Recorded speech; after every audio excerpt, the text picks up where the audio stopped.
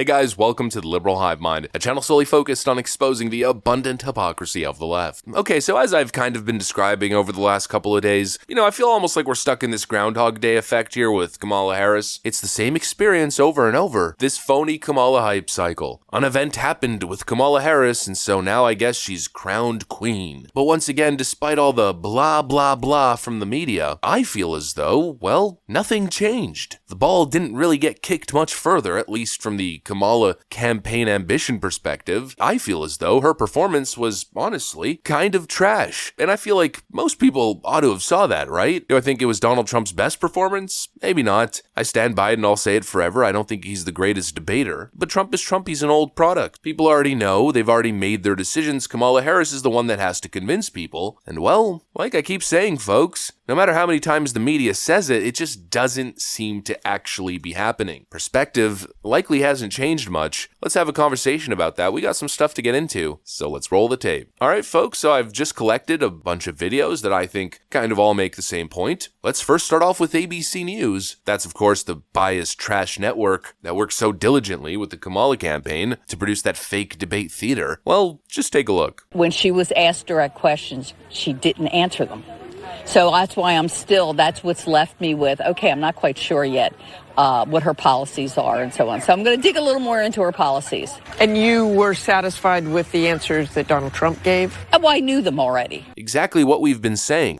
Undecided voters watch that looking for answers, but I don't think they got any answers. Because Kamala Harris didn't give any real answers, and the ABC moderators didn't hold her feet to the flame like they did Trump. It really feels as though that's been the prevailing narrative. What Democrats were looking for here was Kamala Harris mops the floor with Orange Man, saving democracy forever, providing logically impenetrable policy platform that will work, says literally everyone. That's what Democrats, I think, are always gunning for, but instead what they got was, what a frickin' farce that was. Donald Trump had a pretty cool haircut, and man, they still really don't like this guy. It's a 3v1. Every person that I've spoken to about the debate, and even, relatively non-political people, everybody seemed to have had the same perspective. Not much from the Kamala side. She was, whatever. Some people are giving her credit.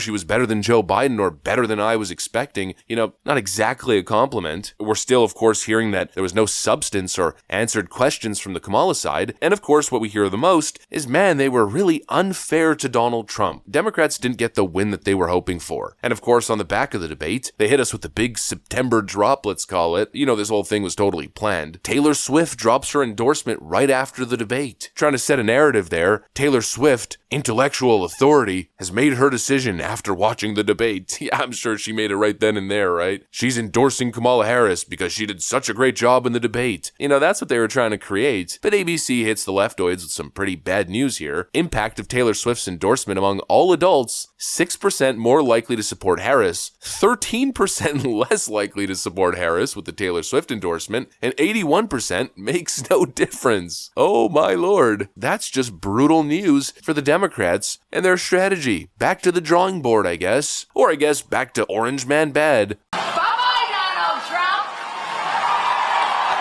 We are turning the page! 52 days and we are turning the page!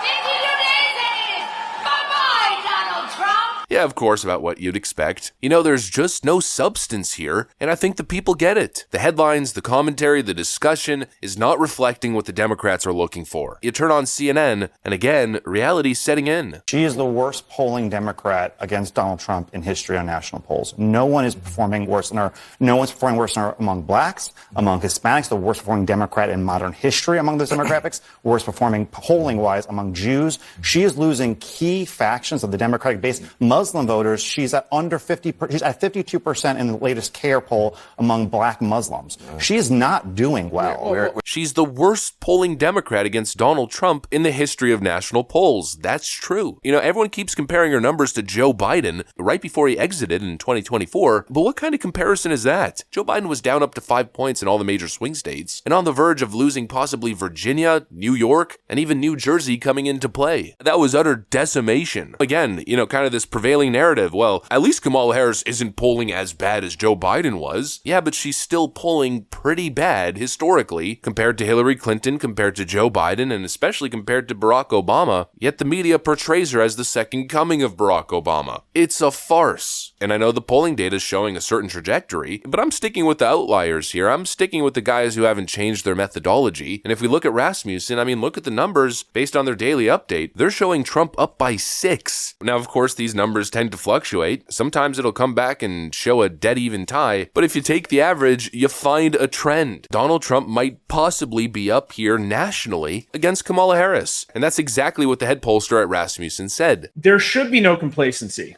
after especially what everybody saw in 2020, because again, Biden comfortably 4.5 points nationally won the national popular vote, but he only won by 120,000 votes in 4 swing states.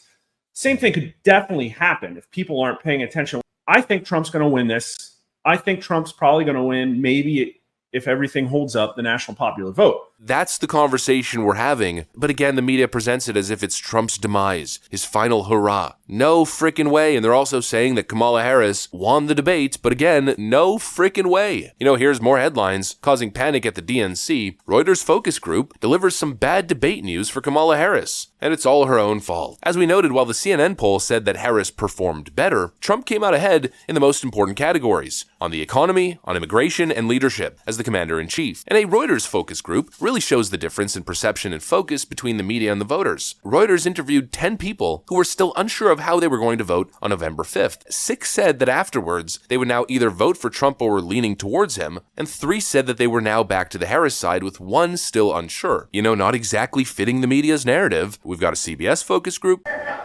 He spoke facts. She just basically repeated everything that Biden has said in the past. What were your thoughts? She made, Donald Trump made a strong closing statement by saying, why didn't they do all the things that she's proposing during the 3.5 years that they've been in office?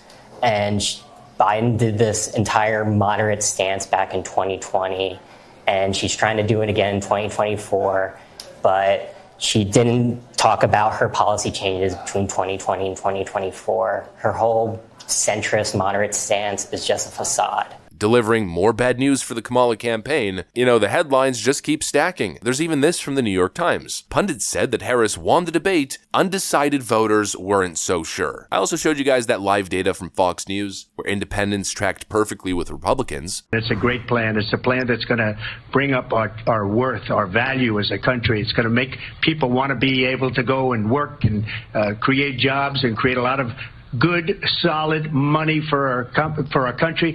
Just to finish off, she doesn't have a plan. She copied Biden's plan, and it's like 4 sentences, like run, spot, run. 4 sentences that are just, oh, we'll try and lower taxes. She doesn't have a plan. It seems as though the evidence continues to suggest that Donald Trump won the debate handedly. You know, there's obviously a different view between viewers and critics, or the audience and the pundits and journalists. What they see is a completely different reality because they live in an alternate reality. They saw girl boss queen take down the orange warlord, and us living in the real world, well, we saw this. She's a Marxist. Everybody knows she's a Marxist. Her father's a Marxist professor in economics, and he taught her well. But when you look at what she's done to our country, and when you look at these millions and millions of people that are pouring into our country monthly, where it's, I believe, 21 million people, not the 15 that people say. I think that pretty much speaks for itself. Again, there might be something a-brewing. I don't think Kamala Harris is doing nearly as well as they're telling you she is. Anyways, that's pretty much what I got for you guys on this one. Hopefully you enjoyed the video. If you did, make sure to leave a like and possibly subscribe. Thanks for watching, and I'll see you on the next one.